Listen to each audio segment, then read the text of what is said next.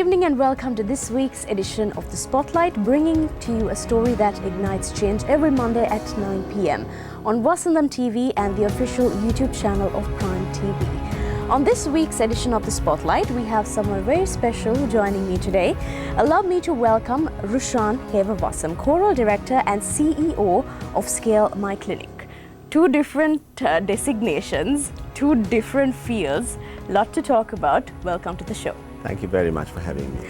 All right, so I have instructions that we have, a time issue. So let's start off with your musical career. How did it all start? What was the spark that ignited it? Yeah, so started with Wesley College. So I studied at Wesley College, so that's where it all started. So I was a hosteler from grade 1 to grade 6, so I was always in school, and part of that was going to our college services. So that's where I first heard all the hymns played, and we had a fantastic principal during that time, Mr. Fernando. He every Wednesday he wanted us to come and sing hymns, so that was the start of me getting into music. I come from a family with a very musical background, so the music was always there. So, and then from there onwards, then I started singing in school. Then I accidentally started playing the piano. I call it something that good that happened, but it was still an accident. Then I started playing the piano, and then the university, we had a very fantastic choir. Then I started singing the choir, and I was highly involved in the school music field. So that was my start of singing. And then throughout my schooling, I have had amazing teachers at Wesley College who was really encouraging me to do music. So hence I was very, very lucky. So that was my start. But I'm sure you will touch base, but I never learned music. So I never learned music in school. I did dancing in school. But I was, the music was always there. So, but the music came from singing in the choir. That was how I started music. So now you said no formal training, and I also mentioned choral director. How do those two work? Yeah, so initially, especially in Sri Lanka, I was very lucky. All the music teachers I had, I got the base knowledge from them. So they were all very qualified. So the base knowledge I received from them was very good. So I had that one from them. So one is obviously your mother, who was one of my teachers. We call Miss Seneviratna, Priyanthi Seneviratna Mandot. So she was there during a time where I needed most of the training. So all the basic music choral training I received from her, and a few other music teachers. But then I still think it's the worst thing that happened to me, but she decided to take a break, and then that was the start where I said, okay, do take over the choir. And during that time, because I didn't have any formal qualification, it's everything that I have learned looking at teachers. That was how I started. And then along the way, because I was really passionate and I really wanted, I did look at different conductors, different techniques we're doing. Again, in Australia, I was very lucky. I still have some amazing conductors that I look up to. One is Valeri Koska, who is the musical director currently with the Victorian Welsh Choir. So I had a lot of good mentors that I would look up to and then see. At certain points, I actually thought, should I go and do a formal qualification? Should I do? And it was actually a divide, there was a division. So some people suggested, no, just stick to your own gut feeling, what you know and how you want to do it. And some people said, no, actually you should go and do a formal training. But I decided, actually, that's okay, I don't need a formal training, I will do. There are limitations, for sure, because I don't have the formal. But I never allowed that to be an issue. So when anything like that happened, I would put the extra time to review an orchestra score, because that's not easy when you have to conduct like a 70-piece orchestra if you don't have the but what I do have is I have that commitment, and therefore what I said is, now if someone takes like a 2 hour to read initially a score, I might take 3 hours, but now I can do it in 2 hours after doing that for a long time. So I think the main point is, if you really want something done, if you have the will, you will find a way to make it happen. So then you transitioned and you moved into Australia. Yes. How is the music scene in Australia? It's very different to here. Really? Very different in the sense, so here, I mean, now we are very lucky, like, you know, there's a huge age gap between us. So, Well. my time, there was not that many out of school choirs. So it was school choirs, but now we're very lucky. There's so many other amazing musicians here who does a lot of choral work outside from a school environment. So when I went to Australia, of course I went to study, because my mother said, you can do anything, but you have to have some sort of formal education. So I went to do my studies. So my first 2 years while studying, my whole concentration was to get my degree. I went to the local church and played music and did everything, but first I joined a community choir, where you get people from all parts of the world around coming. You know, some people who have done a lot of music, and some people have no this thing. They're just, you know, bathroom singers. They all want to come together and sing. So it's like a mix. Very mixed, and there's a lot of that encouraged there. So there's a lot of people who come together just because they love, which is actually the base of music. You know, people should come together and sing, just because they love that singing together. So I was very lucky. I got that one.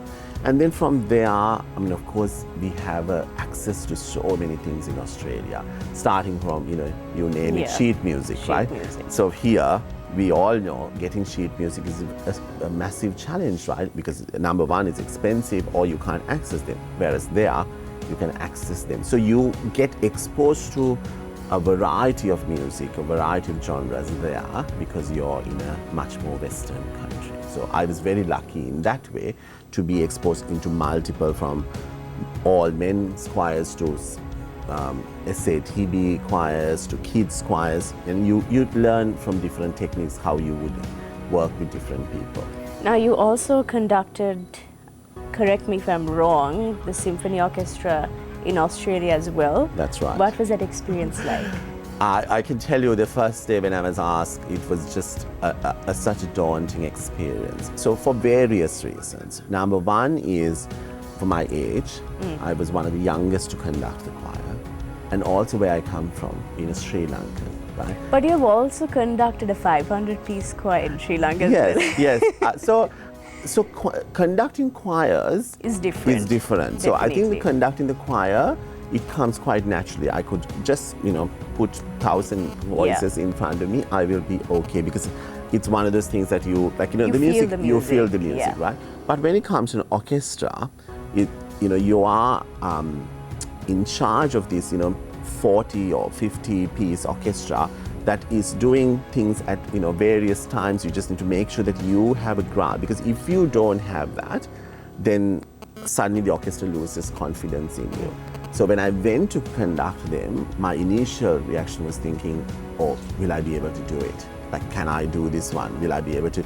And I was not nervous at all. I was very open, and I told everyone in the orchestra, I said, you won't find anyone like me. Oh, really? I can tell you, because you have worked with, I mean, you know, they have worked with the world's best people. And I said, I am different, but I love music.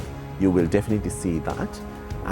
But you need to help me to make sure this is going to go well. And like, from the principal violinist to everyone, they were like so amazing throughout that journey. And some of them I have worked over the years. And now when I go and conduct them, they have said, Rushan, you have to stop telling that story because, you know, you are considered as one of the most talented conductors now we have been working with. So let go of that fear that you have, because, you know, you have the full right to stand in front of us and conduct. So, you know, that's a very humbling experience. Definitely. But it's also a nice thing to know that you're still humble enough to ask for help when you need it, because in the music industry, there's a lot of myths and rumors and stories that go around. When you reach a certain point in your career, you forget your beginnings. Yeah. But from what I know about you, you haven't. So how important are values and principles for you? Discipline. Yeah, very important, because I think that's what makes who I am, because of the background. I won't be here without all the people who have helped me along the way. Right? I always take the example of the perfect one is an orchestra conductor. We all know at any concert, the final bow is always taken by the conductor. But sometimes that conductor is only there for the last 2 rehearsals. There's been a lot of other conductors, other people who have worked on that particular concert. But I take the final bow because I conduct the last performance. But for me to get there were a lot of people who have helped. So in life and in music, I am very grateful to every single person. Sometimes at the beginning, if someone tells me like a criticism of a concert that I have conducted, I took it very personal and it was really heartbreaking. But over the years, I have learned how to take the good, the bad, the ugly, and use it to my advantage, and then how I can change, learn something from those comments that I have received from all the teachers around the world. So my principle is, we are always learning. That's part of our journey. Like we are always learning. There is nothing that says, you only learn from someone senior, but you can learn from one of the most junior musicians or the most junior singers. They might come up and say, have you considered this? But if you are not humble to take that, there is not much growth that you will see in anyone. So, but I am very lucky. I have a very a family that keeps me grounded and tells me if I am, crossing the line, or I have got amazing friends who will tell me and tell, get your act together, don't be a prima donna. Or I have got amazing teachers in my life who has this thing. But the main thing is, don't ever forget the people who have helped in your life to take to where you are, because they all played a significant role, whether it's small, big, large, whatever the percentage, but they all made some sort of impact in your life to be who you are today. So I am very grateful. Unfortunately, sometimes, not just in musicians, just in general, we lack that at the moment. We lack that, not only in this country, I think around the world. People just forget the past, and they think, all right, let's forget about this. Let's forget about this. I don't need this anymore. I don't need this. But I think we all need. We can always learn from everyone. I will learn something from you when you're doing anything. All right, I haven't considered that. Maybe I should. So things like that. So, but my underlying thing is, be grateful, be humble.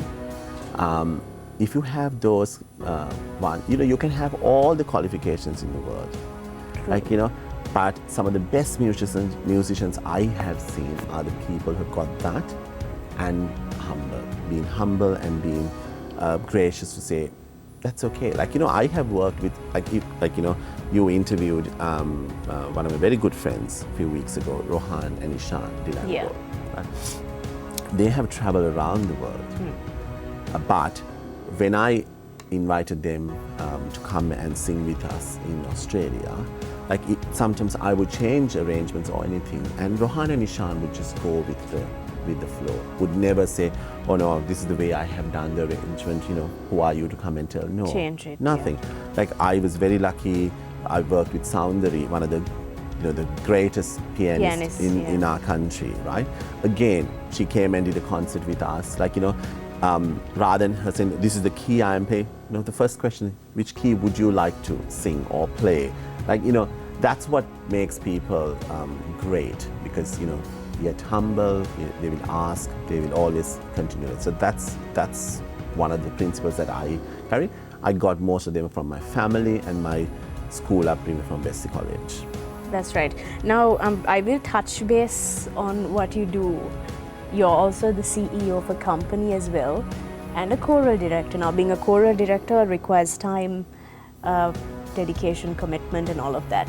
Same thing applies to being a CEO of a company as well. How do you balance your time with all of this? Yeah, so I mean, it's a tough one. It's not easy, but so if I tell you like a normal week for me, I would have 4 nights. I have rehearsals with multiple different choirs, and then I have a full day of work. And the current company, I have been with them for 15 years, doing different roles. And I have got, again, an amazing team that works with me. So again, in the company, same as a conductor, the CEO might take the final, but there's a lot of people behind that helps it. So I won't be able to do anything if I didn't have that amazing people around me to help me to do what I do. But it is a very balancing act, finding the balance between doing the work. So some days, some weeks I'm crazy busy with work, running like mad, and then the following week I might be getting ready for a concert. There's a good understanding with work as well that music is a big part of my life, so they all know. My company, majority of them come for all my concerts, so they see that one. So that balancing act, I had to make sure that I give enough for everything. Not only that, and then of course to my family, my parents, they all live there, so just making sure that I spend time with them. If you ask them, they will say I'm not spending enough time with them. I think that's the usual parent thing. Yeah, right? but otherwise it's that fine balance, finding that balance between my work and my music. But you have to be super organized. Like you can't just go mad and say, right, oh, today I'm doing this, tomorrow. No, you need to be super organized to say, right, what, because I can change from going to a board meeting in 1 minute, and then 2 minutes later I might be speaking to an orchestra person saying, are we practicing today at 7 o'clock? And especially, the last few days before a show, hours get crazy, Hours right? get crazy. So my days are longer. My days are longer. I mean, the team here has covered as much as possible all my things I don't want, but it can get really tiring. But both of them, my work as well as music, I don't consider them as work. So I love what I do. The music is a big part, and I love what I do as a CEO. So because of that, I don't consider both. Some days it's mad, it's crazy, because I run 5 different companies. I'm CEO of 5 different companies with multiple staff members that I'm ultimately responsible for. So it's not easy, but I think, again, going back, I became a CEO at a very young age. And at that time when I was asked to become one, there was a small voice behind saying to me, are you sure you can do it? Because, I don't have at that time, I was an accountant. That's my formal qualification, what I first did. And from there... Double now, right? Yeah. So when I did that one, then I thought, oh, can I run? Because, it's managing people. But luckily, I always say, luckily, all the training I had at school, and as you said, conducting 500, it's all managing people, right? Whether you do it in a company, looking at resources, or you're looking at a choir, that initial principle, I got it from here. So I had that basis. So I knew I could work with multiple people. So that it's just that finding that balance between the music and that one. The last of a concert, of course, can get crazy. Now, during that time, I try as much as possible to tell my staff and say, hey, I am going to be at this concert. I do have a lot of work to do. So help me out. Help me out during that time. But if there is anything, I'm always there for you all. But just let you know that I do have something that's going. So it's just, again, open communication, telling people where you are. I think all that makes this. Again, those are the things that you learn from, for conducting a choir, conducting an orchestra.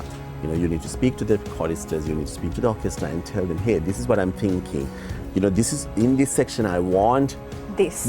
Yeah. And then if you do that one, automatically they will come with you on that. That first meeting with the symphony, and when I told them, they all said, we were there to support you because you were keen to get this going. So we were all behind you to make sure that you do the best, and we are all there to support. It's the same way, music as well as work. Now, how do you incorporate the elements of Sri Lanka and Australia in your music? Yes. Is it tough? Especially in Melbourne, you don't necessarily feel like you are away from It's Sri another Lanka. mini Sri Lanka. It's another mini Sri Lanka. You get everything and anything you need.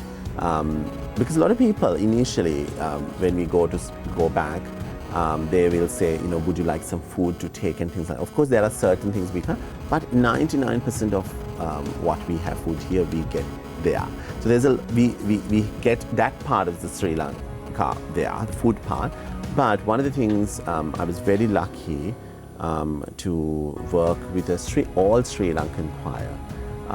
That initially started now nearly 11 years ago, based on bringing all our Sri Lankan, Tamil, Muslim, Burgher, all our friends together. So that choir was a start of bringing. There are three things I think Sri Lankans love: music, cricket, and food. Right? Brilliant, right? Brilliant, yeah. So I am, you can put a Sri Lankan cricketer next to me, I wouldn't have a clue who they are. But food and music, I will know. So we did this concert series there, where we got all of those three elements together, where we brought all Sri Lankans, whatever the religion, nationality, the race, religion didn't make any difference. We all came together because we all come under one flag. So we all wanted to come and do that one. So that's where I was very lucky to do a lot of Sri Lankan music in there, and also with my other choirs, who are all Australian choirs, I do a lot of Sri Lankan pieces there. So one of the pieces. Is there a good reception? Yes, for it? Excellent. We did one of our first pieces. We did this Danno Budunge.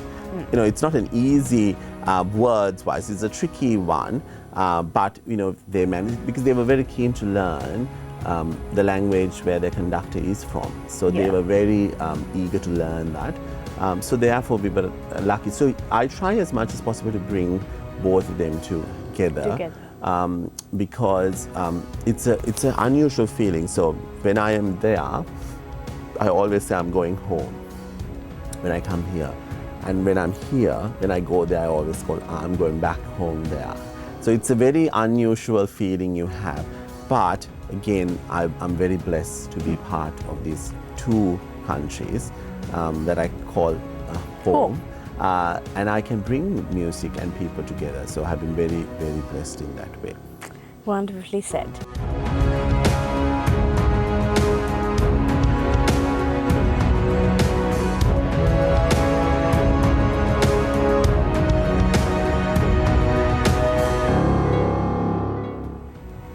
All right, welcome back to the show. So much to talk about, so little time. So now that you're based in Australia, also which you call home, you are in Sri Lanka for a few months. There's a good reason why. So let's talk a bit about it. Yes, so I was very lucky. I came in December. Then, I knew why I was coming, which I will tell. But then I decided actually I will take the time to stay in Sri Lanka till March. So this year happens to be our 150th anniversary of Wesley College. So I was very lucky to be part of the 125 years. Now people can calculate my age. Part of my 125th anniversary concert, which Miss Priyanti came to train the choir. That was my first time working with her. So that was up for 125th anniversary. And then 25 years later, we have now come to the 150th anniversary year. So this is a big year for us. We started celebration Wesley College from last year onwards. But this year, I am here to do one main production, which is at the end of the celebration, which is on the 16th of March. It's called Echoes of Harmony. So it's a very choral event where we have 150 voices of past and present boys coming together to have a concert at Nelum Pokuna with a 40-piece orchestra. And then we have got another 300 kids of grade 4 and 5 who's going to come and sing as well. The whole production is about 500 people. So we have this huge production that's happening. So hence I'm here, because I initially thought I'll come and do the initial training and then go back and come back. Then I thought, actually, I don't think that would have worked. No. So I thought, actually, no, this is a perfect opportunity, and a perfect opportunity for me to take a bit of a break. Being in health, we had something called COVID. Some people have forgotten. People sometimes have forgotten about it, but we worked. That would have been hectic. Very hectic, and while people been sick, and then of course when the immunization starts, so we were just quite a lot running around from this end to the other end. So this is a good detox. That's sort of right. thing. I just needed a break from everything, just saying, hey, I'm still doing work in the Australian time zones in the early morning, but then I said, okay, I just need a break for me to do something that you love that as I well. love as well. So then I thought, actually, this is a perfect opportunity. I would never get this opportunity again to have this. 150. Yeah, 150. Yeah. And also I thought I would never get this opportunity to have a break this long. So I thought, actually, there's no other place that I would want to have this extended like a holiday than in Sri Lanka. So I thought, you know what, let's do that one. So the boys, current as well as the old boys, are practicing hard. They have about 16 songs they have to learn. They have to all by heart. Preparations are going underway, and orchestra musics are finalized. So there's a lots happening, and there's a lot of other events prior to that. We have a Thanksgiving service, we have felicitation for the school teachers. We have our usual walk and things like that. So all of this is leading to 150 and years. In some aspect, I am very pleased that the whole celebration is finishing with a musical event. Right? Because for me, I was very lucky. I went to a school that had a very rounded education, where music, sports, education, they were all the arts. Yeah, the arts, right? But whereas, in normal tradition sense, the arts are the ones that gets left out, right? Yeah. So I was very lucky that I was able to still have an amazing time in doing singing or Shakespeare or things like that, while having the education as well. So I am very pleased that because of, in some aspect, the whole celebration finishes with the music. We have some dancing acts as well. We have the bands playing. So we have got all the groups, the music, arts, dance, everyone coming together and doing this event. But it's the event that we finish off saying, being a Christian school, thanking God for what He's done for us and the school, as well as looking at what the future would look like. So there's 15 songs. There's a story behind every song, how we have picked and what the reasoning behind is. But you have to come and see for that one to understand. But that's the reason that I'm here for. Now, you're also the head prefect as well, so I'm sure this means something very, it's very close to your heart. Definitely. I was very lucky again to be the head prefect for 2004-05. Are you sure you want to give that year? So again, I think Wesley has always and always will have a huge place in my heart, and I'm very proud to be a Wesleyite. That I have learned so much because of the school's teachers and the environment that I was very blessed to be around for many years. So it's a good way to come back and give back to school. Wow. So when is the show again? 16th of March. 16th of March at Nelum Pokona at 6:30 p.m. That's right. So that was a bit of an invitation. Yes. Yeah, it doesn't need to be just Wesley. It's if you love music. If you love music, choral music, you will come, because we're singing like Sri Lankan music, we're singing Tamil, we're singing from different languages, different genres, from classical to gospel to musical to movies. I can guarantee you there will be one song that there's definitely at least one song that everyone will like. So no one is going to say, because I think people think, choir singing, it's not for everyone. But I can guarantee you it's going to be a fun day. So whether you're a Wesleyite or not, it's a good event for you to come and have fun with us. Definitely. Now we are going to get in to talk about your other life, right? You being a CEO of a medical company, how did that start? Was there another driving force to it?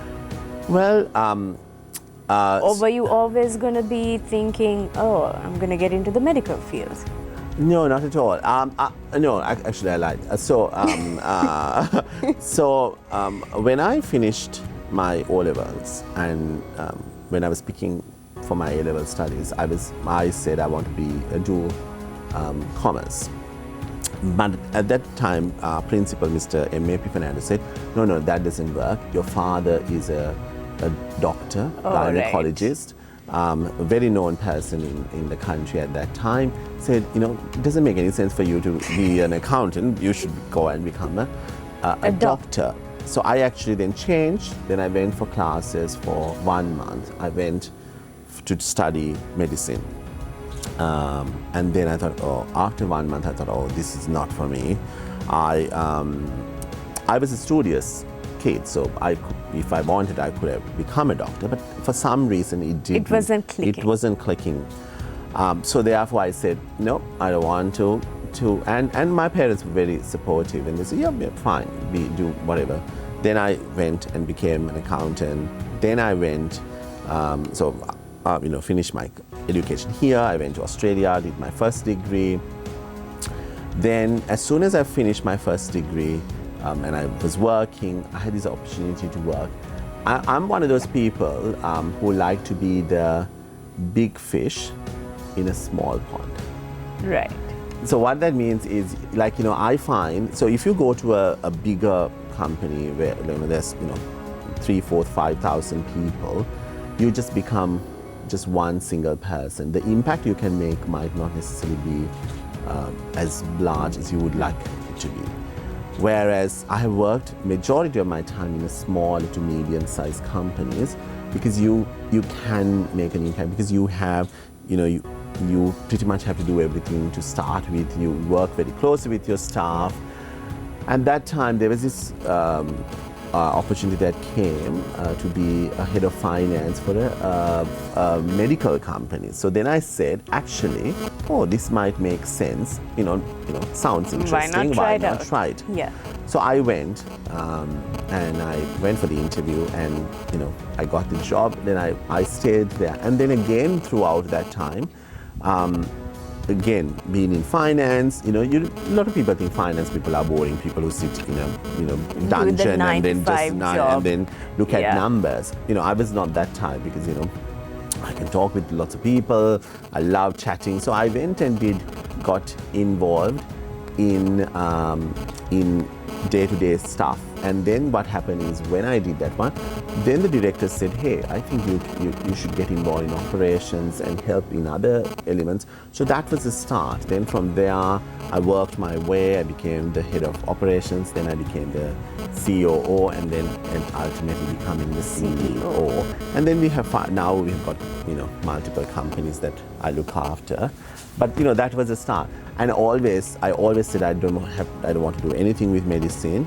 And here I am, years later. Here you are. Doing stuff. And one of my directors to this day say, you're still young, because that's one of the beauties in Australia.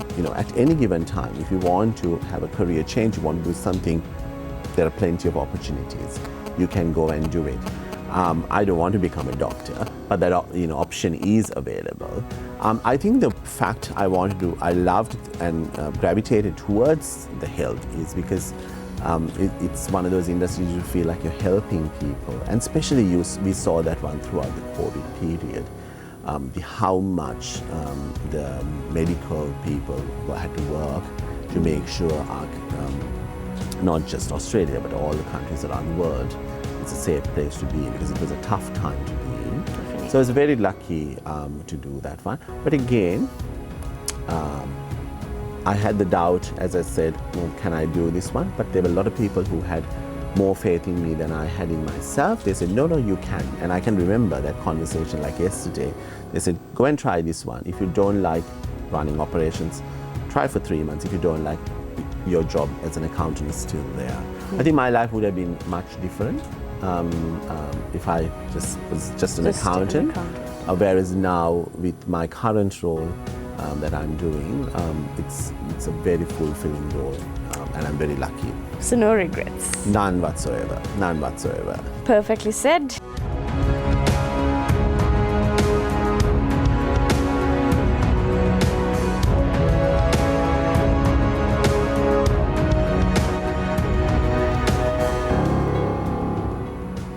We are on the final lap this Monday evening on this week's edition of The Spotlight.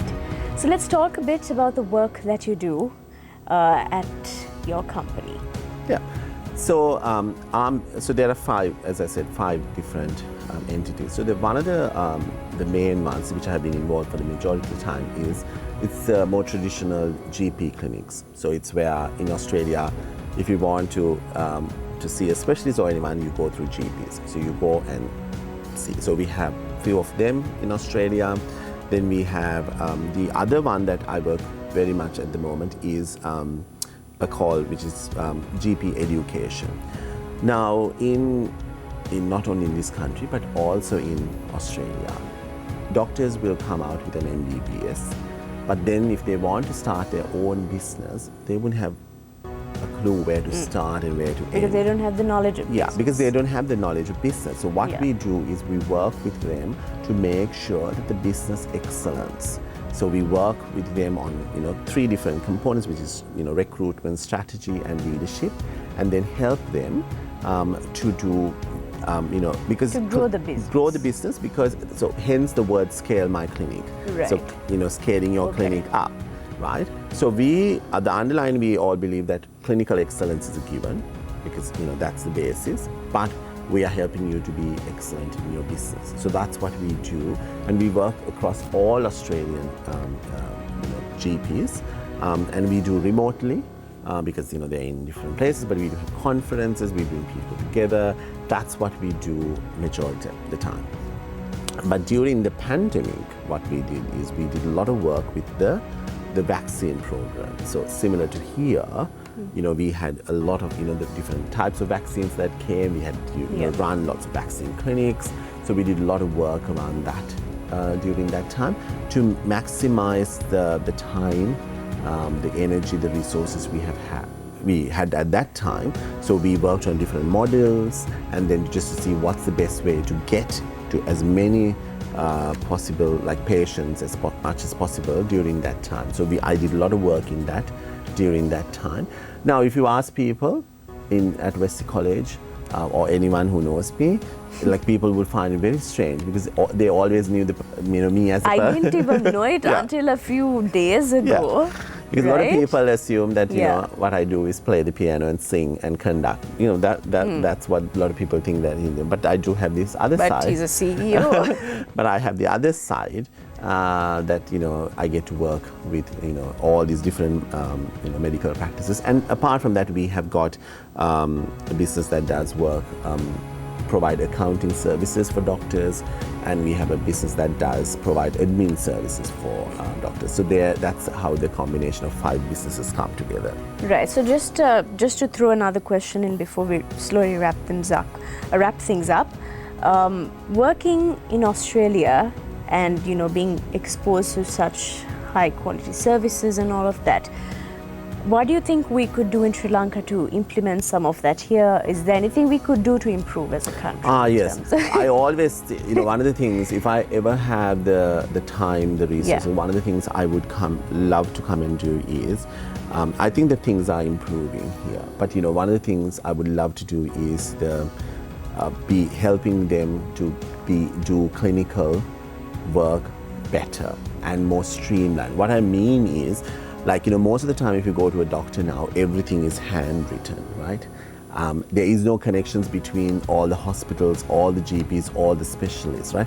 That's one of we are lucky in Australia. So if something happens to us at any given time, a health record of us is always available online for the doctors to access. Any doctor? Any doctor to have that services to know, right, okay, Rushan is here, but Rushan had a visit with his normal GP on this day. Rushan has been given these medications, everything like that. I mean, just imagine if you have an accident where there's no one to be contacted, Yeah. having access to something like that would make a massive difference. Yeah, because if something happens here, you have to go to that particular doctor Yeah. who visits one hospital, and then you don't see him for like a month. That's right. Yeah. And also the other thing is, I think, that passion comes from my father being a gynecologist, I think, is all the women's health, the children's health that we can do. We do far more superior things in Australia when it comes to women's health and men's health, and also mental health. Yeah. Right? It's something that we talk all the time, that we support everyone. Those are the ones that we can improve here. Yeah.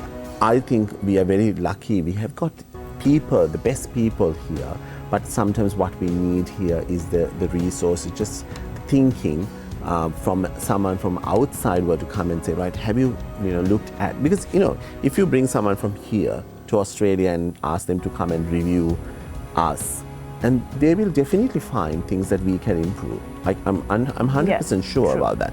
Same way, there's lots that we can bring from there to here, streamlining processes and not being afraid to use the technology to our advantage. Like, did people think working from home was an option before COVID? But it now wasn't heard of. it was as heard there. Right now, if any company says, sorry, you can't work from home in Australia, I'm not so sure about here, but they are definitely, people will be laughing at it and say, well, we did survive for 3 years in this, using this concept, right? So therefore we can't say, because it worked. It worked. It works, but I think you need to have processes and policies around it, but it definitely can work.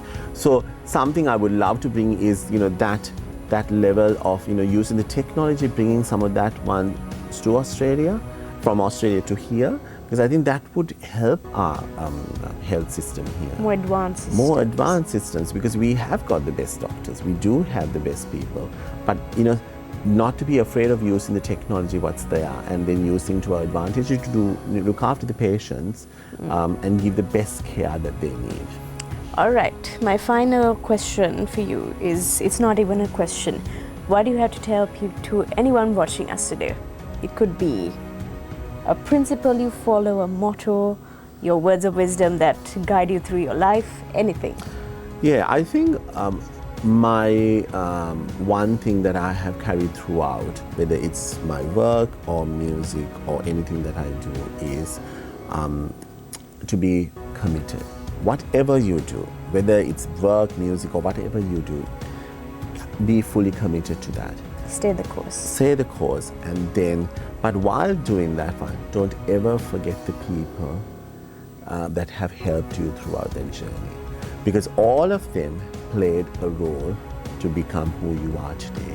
And there will be many more along the way, but don't ever forget your starting point. Don't ever forget, because that is something that I have really carried throughout, not forgetting people. And I don't say I do it perfectly.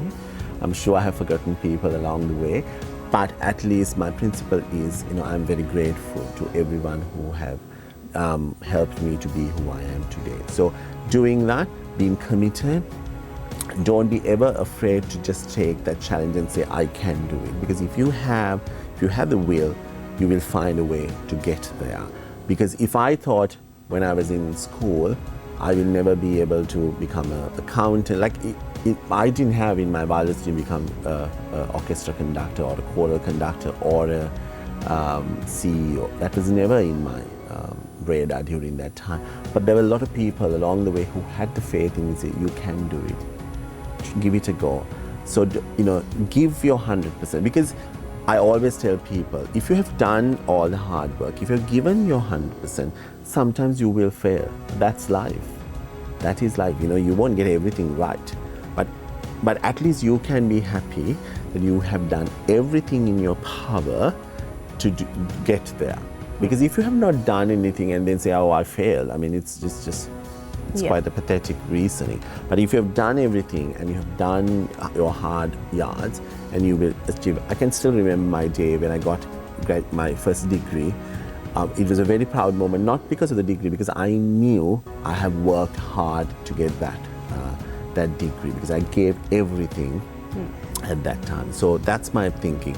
Be humble, stay the course, don't forget the people who have helped you along the way, and be fully committed regardless, whatever throws you. You will fail. I have failed in many, many ways, and I will fail in the future. But you just get up again and then go back and, yeah, right, okay, this happened. Let's try a different way. That's it. Let's try a different way and we'll be able to do it. Perfectly said. So I just want to thank you and wishing you nothing but the best, and for being a part of the show as well. And may all good things work out for you. Thank you very much. Thank you so much for having me, and it's a huge honor for being asked to do this one. So thank you very much. The honor was mine. Thank you very much. All right, so that brings us to the end of yet another week of this week's edition of The Spotlight. Join me again next Monday, same time, same place. Until then, stay safe and have a pleasant night.